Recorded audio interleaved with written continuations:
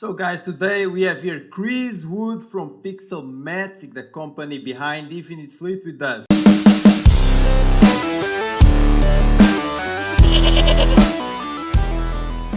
Chris, welcome to the Crypto Herd. Very happy to have you here with us.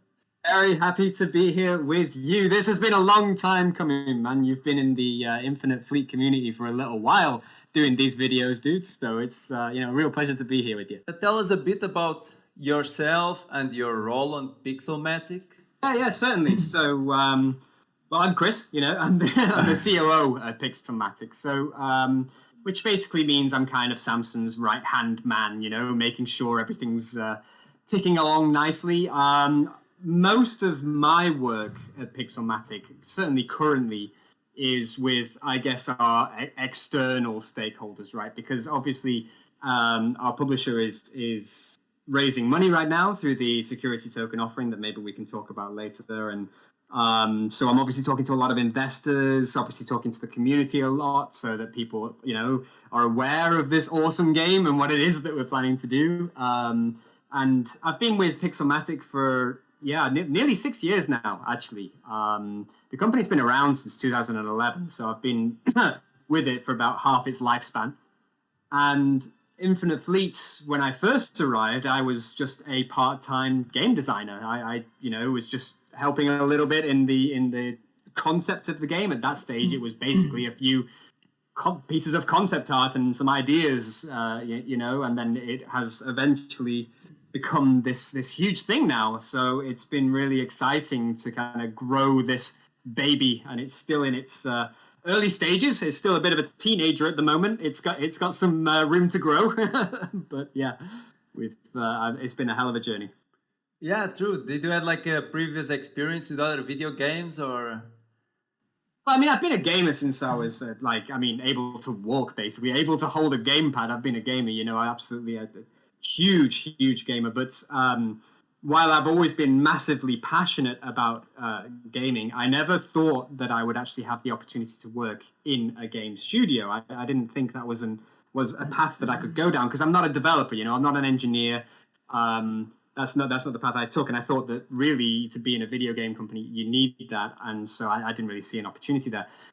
So previously, I was working as a project manager in the education industry. We were doing some software, some animations and some trainings and all this kind of thing. And eventually, I met Samson Moe, who's obviously a massive influencer in the Bitcoin space. And he talked to me about Infinite Fleet, and he laid down his vision for this game where the community would have a massive impact on what happens in the whole entire future of the game, right? And as we were speaking in this Starbucks, I was just like, felt like leaning closer. I was like, yes, this game sounds amazing. How do I become part of it?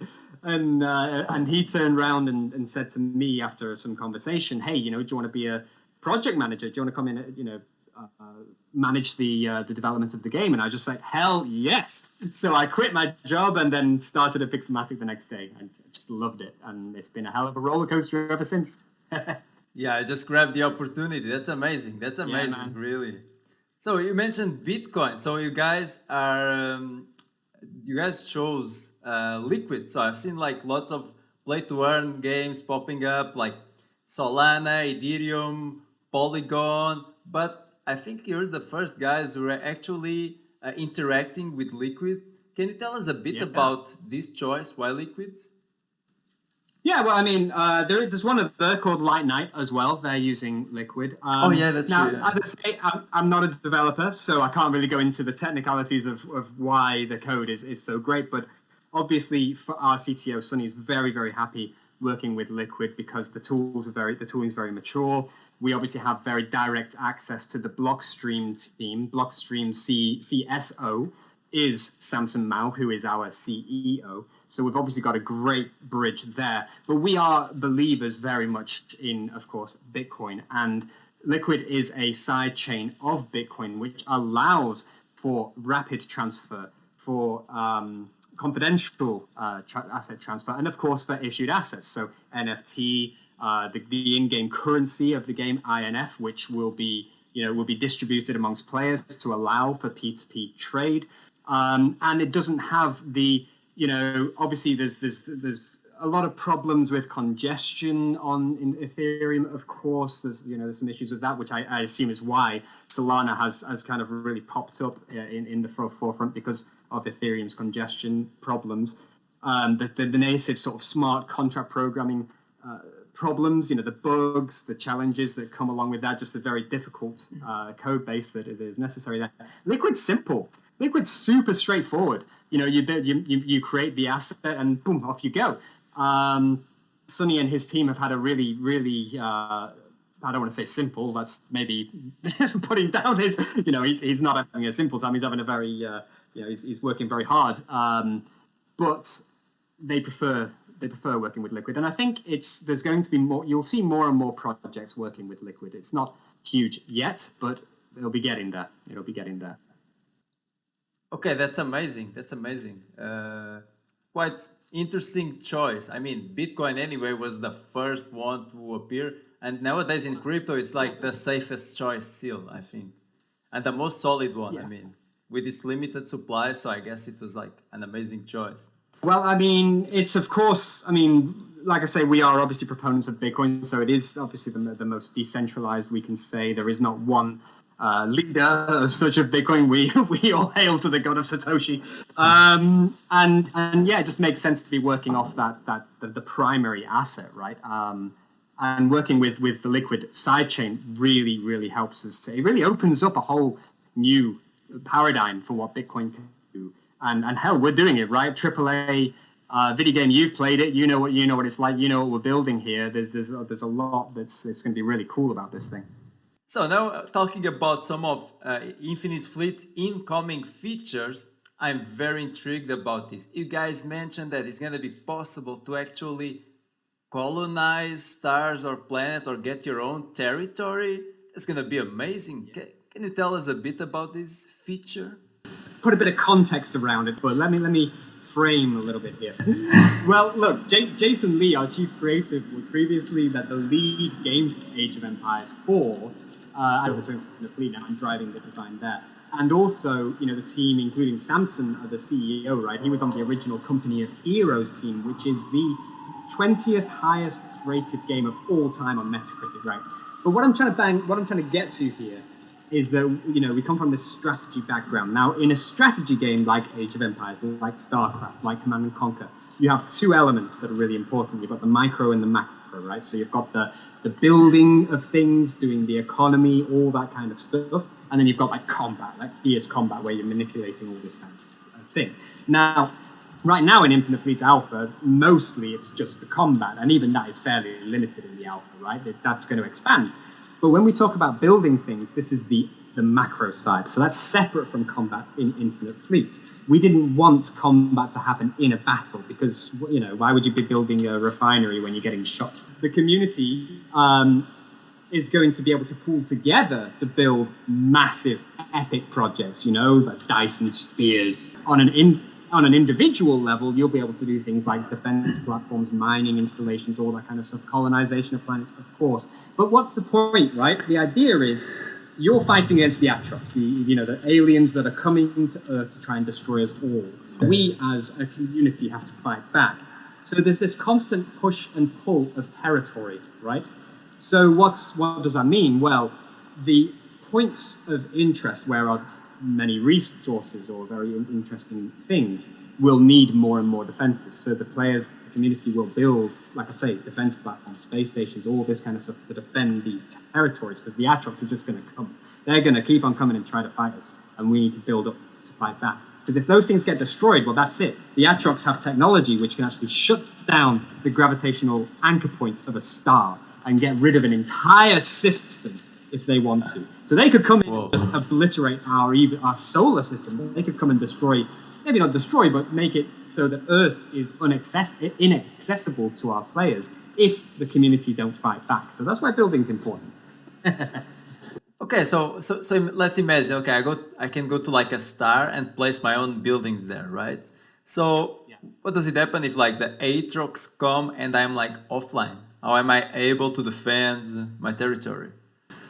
Yeah, well, I mean, there's going to be AFK missions that we also do on the mobile apps as well. But the idea is that these systems will have an organic growth. So it's not, you don't just claim an entire system. You know, you're working with the USF, you're working with other players. So the idea is that they should be able to come and help you too. Now, I'm going to be perfectly honest. We haven't got that far in Okay, design yet. okay. This is much further down the line. That's a little further down the design road yet. But like I say, we will have AFK missions. People will be able to like send out like distress beacons or something to other players to say, hey, you know, come and help. But also, what's very interesting, if you wanted a nugget of information for the future, you're going to be able to craft quests and players. So if you're a higher rank in the USF, we're going to have a quest builder. So it says that, you know, you go to this system, discover this, or build this or build that, and receive rewards for doing that, which will be, you know, split between the quest builder and the person who goes and does the quest. Okay, that's amazing. So it's like humanity working together to expand and fight the Aatrox. I mean, that's amazing feature. Very interesting. The core motivation here, man, is the social aspect of this. We want people to, that you're part of the USF, you're part of the United Soul Federation, and your job is to defeat these evil bastards aliens and for the good of the galaxy. Okay, okay. Okay, and can you tell me about PvP? So this looks like very PvE oriented. How is it PvP going to work?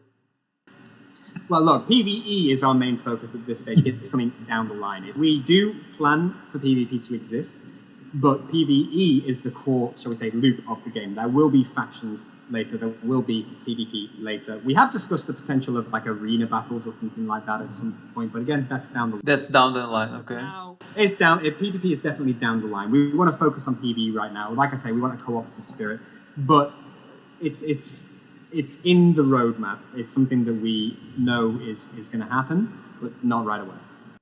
Okay, that's interesting. So about the INF token, so the play to earn is gonna be like you play and you earn while doing many activities. So then, which incentives will the players have to inject the token back into the game? Like, what can you do exactly with the INF token? Is it like you can upgrade your ship or buy new ships? How is that going to work? The economy. Well, there's going to be a whole bunch of things, like a whole bunch of sort of quality of life. You talk about things that are going to maybe reduce time spent for certain things. Like, let's say some ship gets destroyed, you can maybe spend a resource to repair the ship. This kind of thing. But for the main key thing with INF is going to be P2P trade. That's what we really want to focus on with INF. So you know, if you have spent an enormous amount of time and effort building a kick-ass fleet that looks insane, that's max level, that's gone through all these different, tools and whatever, you're going to be able to trade that with other players we have an in-game marketplace, which of course is centralized, but you will also be able to extract things out and take it to other marketplaces as well, should you wish. So that's very much, we're opening the door for players to do that. We are not raising any money from the INF token. This is not something that we're monetizing at all. This is for the players. So there's no ICO, there's no IDO, and nothing like that at all. As you know, I believe we're raising money through a more legitimate security token offering. The EXO token, right? Exactly, which, a traditional security, really, just wrapped in cryptography. But the INF token is purely to give power to the players, not to us as a developer. We're not raising any money out of it at all. It's not an ICO. So yeah, you will receive INF by taking part in events, and it's what we call proof of participation. You're in the game, you're really paying attention, you're like MVP or whatever in various events and raids. You receive INF, and you can use that to trade digital goods on a peer-to-peer marketplace. That's the core feature of INF. Oh, interesting concept. Proof of participation. I think it's the first time I hear about this. Very interesting. We coined it. It was your idea, yeah. So, in the trailer, we're seeing like a feature like spaceships transforming into robots. Can you tell us when can we see this in the Infinite Fleets? I can't tell you specifically, but it's not long off. It's not long off. I mean, our beta is coming out in sort of Q2 of next year. So we released a blog post about this a little while ago, that we had to switch from using Unity ECS into legacy Unity. So we had to kind of redo a lot of stuff. And which is what the devs are really working on hard right now, and it's already starting to look fantastic. It's starting to look really, really cool. But like I said, that's going to be out Q2, and then at that point, we're going to have a very, very regular release cycle with awesome features dropping constantly. And that, I think, I would say Q2 next year is when you're going to see Infinite Fleet really explode. I'm sure you're aware. And you've said this before when I saw your video with like I think it was 5 top P2E games. Yeah, exactly. You're saying like, why don't people know about it? Well, it's because we're focusing so much on the development, man. We're spending all our money on development, not on marketing hardly at all. My marketing right now is things like this with you, but really the marketing is going to come when the game is more. It comes to fruition, when people can have something that they can really play. Because right now, a lot of people are saying, wow, Infinite Fleet is really cool. This alpha is actually really great. We as developers were like, really? Let's kind of narrow it what you can really do right now. Just you wait.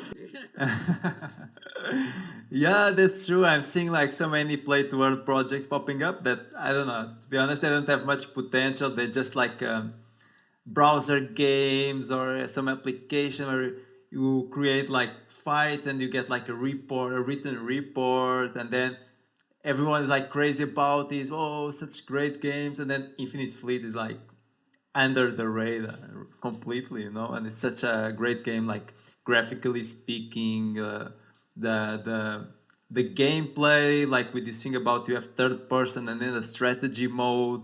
I mean, that's amazing. That's taking like the space sci-fi genre to the next level, from my opinion. Well, I'm glad you touched on that about the tactical counter and everything, because this is something that I don't think I've seen another game utilize before. I don't think I've seen another one. I mean, I play a lot of strategy games. Excuse me. I play a lot of strategy games. I've not seen this before, and it's a really cool idea because, like I say, we work with the brain power of what previously was Relic, and Relic, they threw the RTS genre into what was called the golden genre, the golden age, which was Company of Heroes, Warhammer 40,000, Dawn of War, these massively awesome strategy games. That's because they did something new, right? It's the same here. We've got so many things that we're trying to carve new paths in, right? It's like, when can we just do something more relaxing? We're trying to do a whole new genre of how we're raising money with the STO. Doing a whole new thing with INF, putting it on the liquid as the side chain. It's like we've got all these different paths that we're just massively innovating on. And yeah, I think when more people get their eyes on it, they're going to say, oh, wow, you know what, this is going to be the game that bridges the gap between the average gamer, right, and the crypto gamer. Because like you said, there's a whole bunch of crypto games out there that actually, I think it's pretty cool, right? Look at Axie Infinity. It's a pretty cool project. There's this really amazing thing happening there. But our ethos was a little bit different. It's like, this is just a game, right? This is an average, not average, but it is a standard that you could download from our client or Steam or whatever and just play.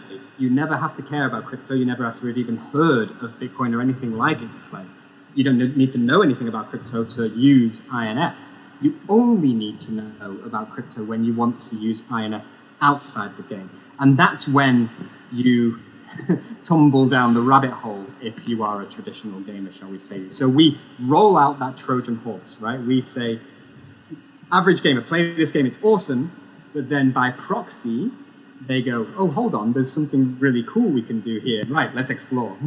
Yeah. So the crypto side of Infinite Fleet is like completely optional, right? Okay, I think that's perfect. It's an amazing search strategy. So at one side, you're like attracting the traditional gamers who just want to arrive home and chill, destroy some Matrox chips. And on the other hand, you're attracting like the crypto community who's into trading and all this stuff. So I think that's a very good idea. Very good idea. Well, we believe that the marriage is there's just so much synergy between video games and crypto. I mean, everyone knows it. You know, every crypto gamer knows this, right? It's just such a natural link because gamers have been dealing with digital currencies for decades. You know, with World of Warcraft Gold, Fortnite, people have been doing it for decades. And people have been trading digital goods for decades. You know, when I was a kid, you know, at university or whatever, I was on Guild Wars, and I remember sweating profusely after buying like the in-game platinum. It was called the in-game currency on some black market, waiting for the person to come and give me this. Is he going to come? Is he like, no. And eventually he did, thank God. But now we have this opportunity to just completely blast open this peer-to-peer marketplace trading and extract real value for gamers that spend a lot of time in these games, thousands of hours in some cases. And like you said as well, Infinite Fleet, we're in it for the long haul here. This game's going to be around for the next 10, 20 years. You know, it's not a quick, like you say, browser-based game, dump some ICO or something like that. This is a long path. It's a marathon, yeah. Infinite Fleet is completely free to play, right? So there's like the people who are already invested and bought some ships and already have a fleet ready to start from day zero, you know, kicking some Matrox ass. What about the guys that are going like free to play and not want to invest? Are they going to receive like one ship, one fleet? How is it going to work, like the free to play?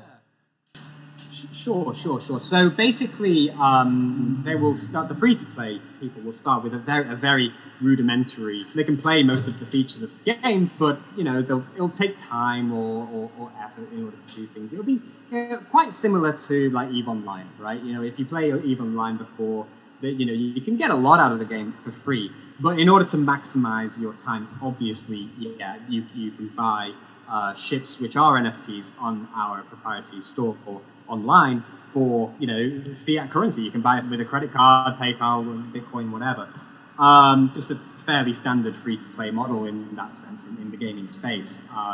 But yeah, of course, it's all about quality of life stuff, right? So people who spend in the game are usually the people who, you know, like me, maybe, you know, getting on for mid-30s who can't spend hours and hours grinding. Go, you know what? I'm gonna pay a few dollars here and maybe skip some of the process. I just don't have that time, you know. Speed up the process. Yeah. Yeah, exactly. So I think most people that have played, you know, many MMOs will be fairly familiar with the monetization of them. Also because the NFTs we're buying now as early investors, like the Versa and the Canon, is it gonna be possible to get ships like this after the game is released? Or are these completely limited editions? Well, these are totally limited edition. I mean, every ship line that we do is purely limited edition, right? So when we say, oh, you know, there's 200 left of this one, that, you know, you're never going to get that generation, ship specifically, that mark. For us, you know, a few people said, oh, you know, is this this is supposed to be free to play? Why are we paying for the ships as well? You know what? This game is so early in development right now. It's in the alpha phase right now. Really, people are purchasing ships that are massively rare and limited, and to be honest, are just supporting the project, which is something that we massively appreciate, you know. But absolutely, you know, as of pretty much next year, I think, you know, it should be Q2 next year, we'll be starting with the free to play as well, so that many players will be able to enjoy infinitely. Okay, that's great. There's another feature that I'm quite intrigued about. So there's these quests that are like high risk, high reward, where you can like maybe lose your ships. How is that gonna work? To be honest, this is very much a question for Jason. I'm not sure if I can go into the specifics of it. Yeah, so you'll have to ask Jason Lee, the chief creative, more specifics about that a bit later. But the basic is yeah, of course, if you can go into this area and if your ship gets destroyed, then that's it. But of course, if you are successful in these areas, then the reward that you will significantly higher, of course. But yeah, I mean that's for the people who really fancy a rodeo. Okay, that's interesting. So yeah, I think I'm gonna like this, like the thrill of maybe getting like a very big reward, and I like this thrill of the possibility of losing my NFTs, at the same time. It's quite thrilling. Indeed, and this is a good point because we talked about the limited edition ships before, right? We did 200 of the hammer, I think it was. I can't remember which mark now. 200 of them. So if you think about it, like 200 people are going to have these ships, or some will have multiple, but they go into these danger zones and gone forever. Okay, Chris, got one last question for you. Maybe you can reveal what's in the next update. So we just saw sound, which is amazing. It's looking great. The game with sound. It was like a big upgrade. So can you tell us a bit about what's the next feature incoming in the next update? Or is that a secret? Secret, a lot of it's secret. Like I said, because we're doing this, like I said, we're doing this rollback. We're doing another release, the reset build in Q2. So actually, we're basically maintaining the old build right now and adding just a few things, but then really working heavily on the build that's going to get released next year. So to be honest, the releases over the next few months are probably going to be fairly limited. It'll be like new shit. I think things are really going to start kicking ass around the beginning of next year, but for now, it's going to be fairly mellow. Just to be straight, to be honest with you. But we do have some skills and things that are coming in, that need, like the Lancer has something incoming. So. Ooh. Yeah, because right now we have the missile barrage, right? But that's the only skill we have so far, I think. Yeah, well, the Lancer's got some kick-ass missiles, right? So the Lancer has these they're called like rail-assisted missiles. High velocity. They go completely just like really straight, extremely high velocity, and then they just kind of envelop a ship and just blow the crap out of it. Awesome. Oh, okay, that's awesome. The Atrox have these like anti-missile AA gun kind of things, lasers that they can shoot. The idea is that the rail-assisted ones are going to be able to get through that. And I believe, I could be wrong. Jason's going to ask me and say, no, that's not the case. But well, anyway, it's a kick-ass way of destroying some Matrox ships. Absolutely. Well, because what you see right now, like you said, there's the bar at the bottom, right? And you've got auto align and all this kind of stuff. And right now there's just the missiles. But how it's going to work is that each of the ships in your fleet has a skill, right? And so that bar is going to comprise of the skills that are in your fleet. So if you've got like a cannon, you'll have some big beam. You've got the missiles from the Lancer, for example. The Envoy will be carrying mechs later, so there might be some skill to do with launching mechs or this kind of thing. So basically, you create synergy in your fleet with the abilities that are on there. Okay, that sounds like quite awesome. I'm quite hyped about the upcoming features in Infinite Fleet. So, can you tell us how big do you plan the Infinite Fleet universe to be?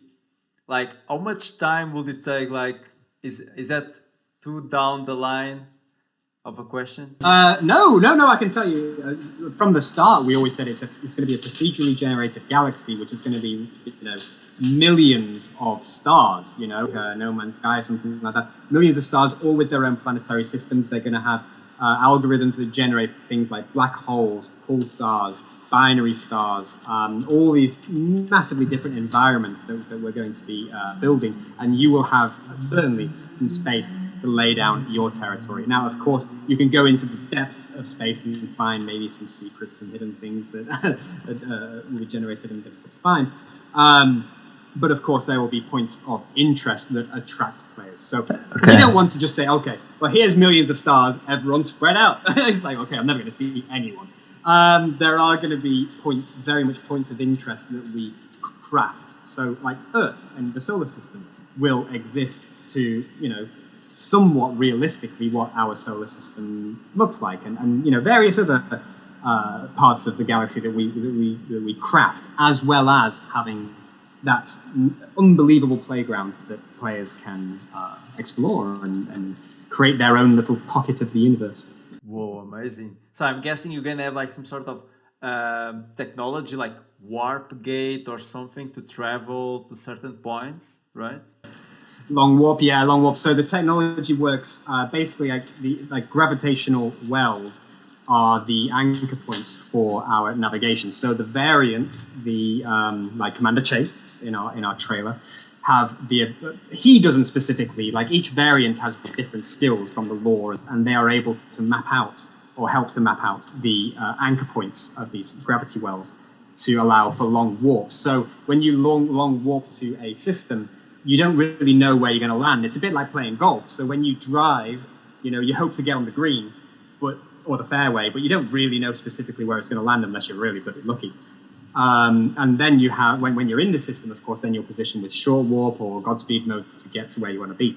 Now, this is where we talk about where the Atrox have an amazing technology which can actually negate that gravitational field or basically make it unmappable to the variants. So if they construct their planet-sized pylon structures, which they'll be warping in systems and building these things in, maybe 4 or 5 across a star, if they activate it, that system is then unmappable.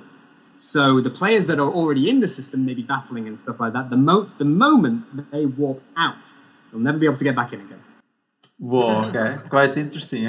So that's the point. We'll have these raids where there's these incredible pylon, like planet-sized things, and thousands of players are fighting across the surface of this thing to try and destroy it. We could destroy it. We could lose that whole system and minerals, resources, things that we need, or civilians that are just going to be dead. Whoa, that seems quite epic. Yeah, well, epic is the name of the game. Yeah. I mean, we really have to organize ourselves in order to destroy strategic points like these devices that block your warping ability. I think quite ambitious. Well, it is, and again, like we've always said, I can get a bit carried away because I get very excited about it, and of course, honestly, when the developers are watching me speak now, they're going to go, Chris, stop! You're leaking everything. No, we always keep our scope narrow. Right now, like I say, for our beta and everything, it's the core loop. We're going to make sure that the game is really, really fun to play. And then, like I say, after that, there'll be releases down the line of additional features. But we're keeping the scope very narrow in the first place and just making sure that the game is just really fun to play in the first place. Okay, quite nice. I'm quite hyped, and I think all the rest of the community members are quite hyped as well. Yes, indeed. Well, absolutely. So you should be. We've got kick-ass space battle fortresses that transform into massive mecha. We can take territory. We've got, player-driven economy with peer-to-peer trade that is totally portable. We're creating a whole new MMO universe here that's going to kick ass. It's gonna kick ass, yeah. Okay, Chris, so I don't have any more questions, and it was really nice to have you here, quite happy. Thank you very much for coming to the Crypto Herd, okay? Yeah, man. Well, look, I also just want to say thank you so much as well, because you've been a very active member of the community. You've done a lot of videos, and it's been really cool having you in the community and showing people a little bit more about Infinite. So thank you very much as well, and it's been a real pleasure to be on. I hope it's not the last time. No, it's not going to be the last time. Well, thanks a lot. It's my mission as an influencer, as a YouTuber, to provide people with precise information. When I say a good project, it's my mission, to bring this project to people's screens and tell them like, this is a solid project, okay, this is a solid investment. That's my mission. So that's just all I'm doing here. Awesome. Well, if you don't mind, in that case, I'll just do some shameless shilling briefly, just to say, of course, there are ships on the infinitefleet.com store should you wish to participate in the alpha, or if you'd like to invest, you can head over to Bitfinex Securities. We're actually going to be doing our primary listing for our security token. It's 2 days from now that we're recording, so once it's out, it's probably already going to be started. So just Google Bitfinex Securities and look for Exordium Limited, and you can see our security token, which is, of course, essentially a share for me, and you can always hit me up on that. So apologies for the shameless shilling. No, it's okay. I mean, it's quite an interesting investment. You get like 20% of Exordium income with Infinite Fleet, right? Net profit, that's right. Not the income, but the profits. The profit, exactly. The profit. Exactly. And Exordium Limited is a publisher, so it's not just Infinite Fleet. Infinite Fleet's our first big project. We intend to have a real catalogue of games in the future. But yes, so there's 20% net profit and capital if we got, if there's an M&A, if we got acquired or something like that, then all the capital from that would also be, pro rata amongst all the EXO token holders. So yeah, it's essentially just a preferred share in our company. Okay, that can be like life-changing money. Imagine like Exordium becomes like a huge community that's like generating millions, and you're getting a small percentage of that. I mean, that can be life-changing money. Well, you know what? The MMO market's huge. The MMO market is predicted 42 billion by the end of this year. Massive. A tiny market share for us would be millions and millions and millions in revenue. Even if we penetrate just a little bit, there's going to be massive returns here. But you know what? It's not just about that. It's about the fact that, almost like in a crowdfunding way, you can take part as an investor and get returns from being part of our community in our game, right? Because you can invest with little as $100, and also we have, like I say, like crowdfunding reward tiers as well. So I think in the first reward tier you get some NFT ship. The second, there's a couple more NFT ships, and then right at the top for the people who really want to drop the cheddar, you get some like naming planets and space stations and all this kind of stuff. So it's very much like a crowd fund, but you actually get a piece of the company as well. So success is shared and aligned. Quite interesting. Quite the opportunity here, I think. Yeah, for sure. I know my DMs are open, so always hit me up or join our Discord. So Chris, thank you very much for being present in the Crypto Herd once again. I really enjoyed our conversation, and it's not gonna be the last. I'm gonna hit you up again, maybe in the future after some updates, talk about upcoming features. Okay. Always willing to do that. You just hit me up, man. Anytime. Okay. So thank you very much, Chris. See ya. Okay. See you later. Thank you.